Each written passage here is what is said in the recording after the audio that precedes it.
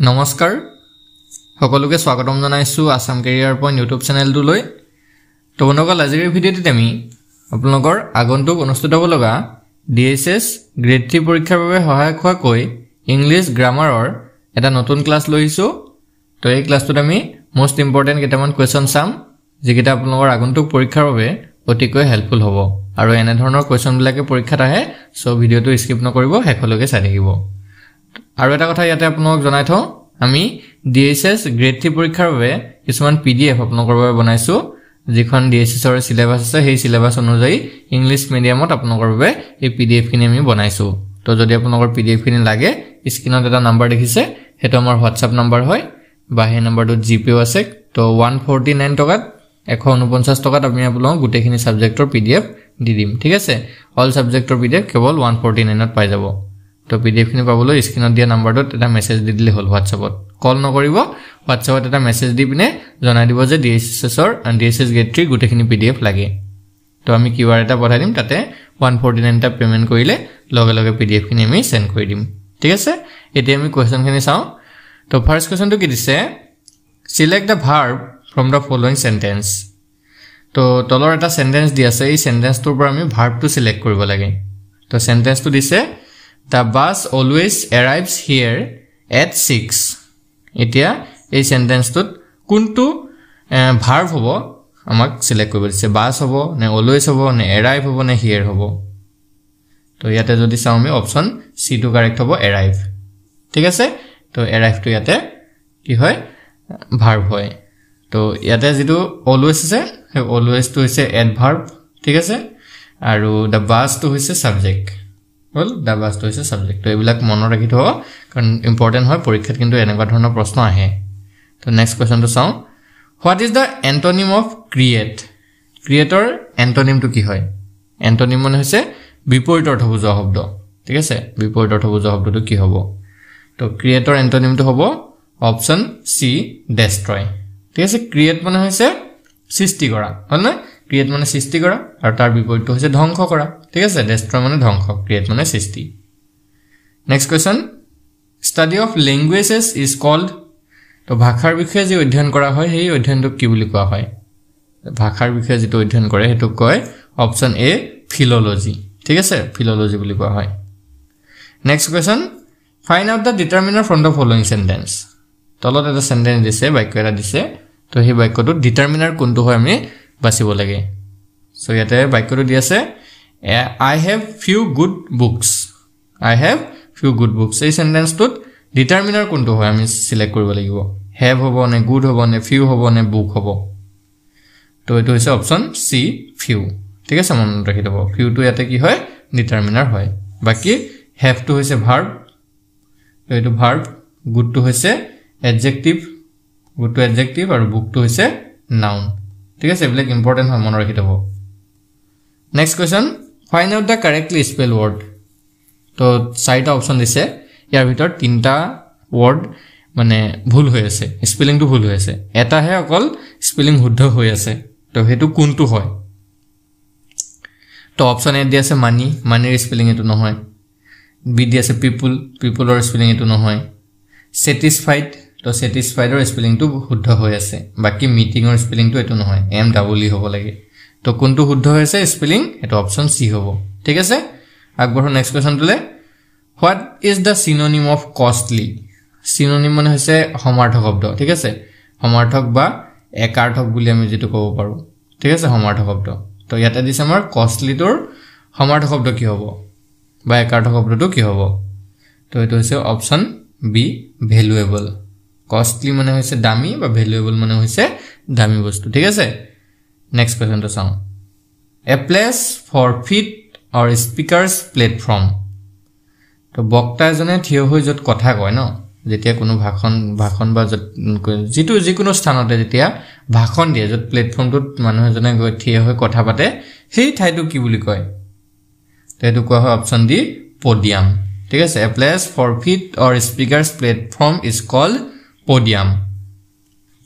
next question fill in the blanks খালি ঠাই পূৰ কৰিব লাগে they dash playing in the field এতিয়া এতে যেহেতু playing দিয়া আছে তো এই প্লেইং টুৰ পৰা আমি এটা কথা মন কৰিব লাগিব এই সেন্টেন্সটো আছে কন্টিনিউয়াস ফৰ্মত কিহত আছে কন্টিনিউয়াস ফৰ্মত আছে এতিয়া কন্টিনিউয়াস ফৰ্মত থাকিলে আমি কোনটো ভাৰ্ব ব্যৱহাৰ কৰিম is are have has তো have আৰু has তো নহয় কাৰণ এটো পাৰফেক্ট টেন্সত ইউজ হয় থাকি গল is আৰু are তো is আৰু are ৰ ভিতৰতে দুইটাই কন্টিনিউয়াসত বহে কিন্তু ইয়াত চাব লাগিব আমি দে আছে মানে সাবজেক্টটো যেহেতু দে আছে তো দেৰ লগত তো is নবহে তো are বহিব অপশন বি তো ইয়াতে কারেক্ট হ'ব they are playing in the field ঠিক আছে they are playing in the field হ'ব বুজি পাইছে সকলে আগবাঢ়িব পাৰো নেক্সট কোৱেশ্চন টলে তো নেক্সট তো চাও এটো fill in the blanks খালি টাইপ কৰিম the poor old man is in this condition তো এই সেন্টেন্সটো আমি কি বহুৱাম কি ওয়াৰ্ড বহুৱালে সেন্টেন্সটো এটা মানে শুদ্ধ অৰ্থ প্ৰকাশ কৰিব piteous নে pitiable নে pitiful নে pitful তো কোনটো বহুৱাম তো এটো হৈছে option b pitiable the poor old man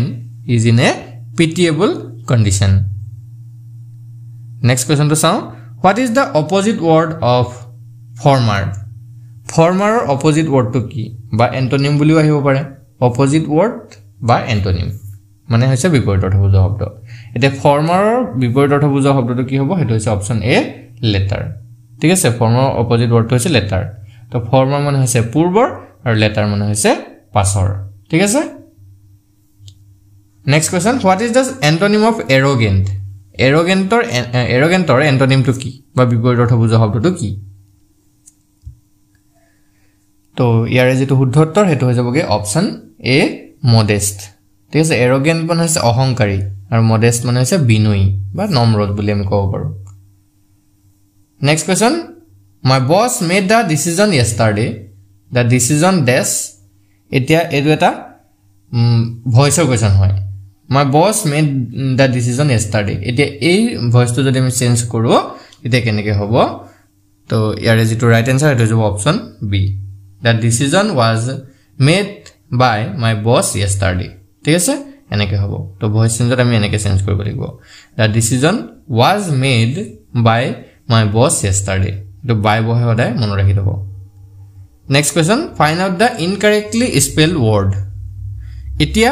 ইয়াতে incorrectly এটা স্পেল হৈ আছে মানে এর স্পেলিংটো কোনবা এটা ভুল হৈ আছে তো হেতু কোনটো হয় কোনটো ভুল হৈ আছে সেপাৰেট নে টেন্টেটিভ নে ফেমিলিয়াৰ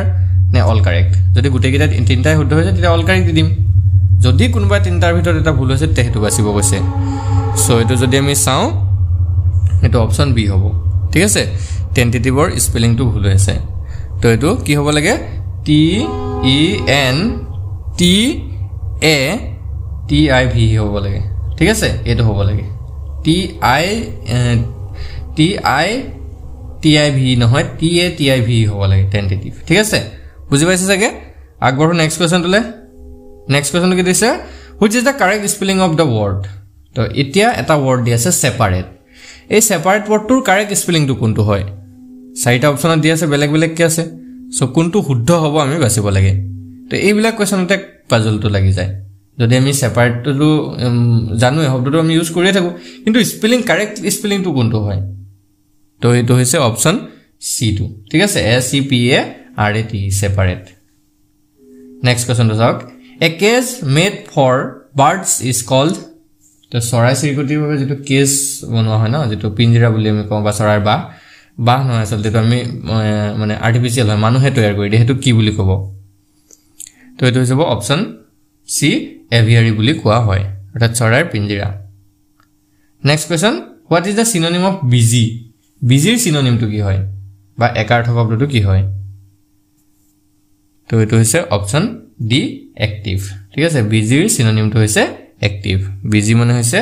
ব্যস্ত হৈ থকা আৰু এক্টিভ মানেও ব্যস্ত বা কামত লাগি থকা next question what is the symbol of semicolon এটা সিম্বল বিলাক আমি চিনি পাব লাগিব ইংলিশ গ্ৰামাৰত যিমান বিলাক সিম্বল আমি ইউজ কৰো সেই সিম্বল বিলাক ভালকে জানিব লাগিব এক্সামত আহি যাব পাৰে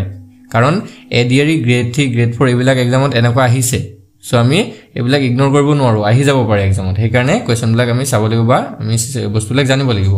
তো সেমিকলনৰ সিম্বলটো হৈছে অপশন সি ঠিক আছে এটো হৈছে সেমিকলন বাকি প্ৰথমটোক কোৱা হয় স্লেশ তাৰ পিছতো কোৱা হয় ডেশ তাৰ পিছত লাষ্টৰ ডি টু কোৱা হয় কলন তো নেক্সট কোৱেশ্চনটো হৈছে I have not lost dash of my article এতিয়া এই কোৱেশ্চনটোত আমি কি বহুৱাম have not আছে হয়নে তো এই have not যদি আমি ক'বাত দেখিছো মানে যদি নেগেটিভ সেন্টেন্স থাকে তো তাত আপোনালোকে চকু মুদি পিনে এনি অপচনটো বহুৱাব পাৰিব অপচন বি টো ইয়াতে কাৰেক্ট হ'ব I have not lost any of my articles ঠিক আছে যদি আপোনালোকে not দেখিব মানে নেগেটিভ সেন্টেন্স দেখিব তাতে যদি এনি অপচনত থাকে ঠিক আছে যদি অপচন গিটাৰ ভিতৰত এনি থাকে হেতু বহুৱাই দিব কোনো অসুবিধা নাই হেতুৱে শুদ্ধ হৈছে নেক্সট টু চাওক what is the meaning of the idiom at a discount at a discount যেটো idiom আছে হেতুৰ অৰ্থটো কি হয় তো হেতু অৰ্থটো হৈছে option b poor treatment next আৰু last question এটো a person who sells and arranges cut flowers এজন ব্যক্তি যিয়ে ফুলবিলাক সংগ্ৰহ কৰে বা কাটি পিনে বিক্ৰী কৰে তো তেও কি বুলি কোৱা হয় তো তেও কোৱা হয় অপচন এ florist ঠিক আছে a person who sells and arranges cut flowers is called florist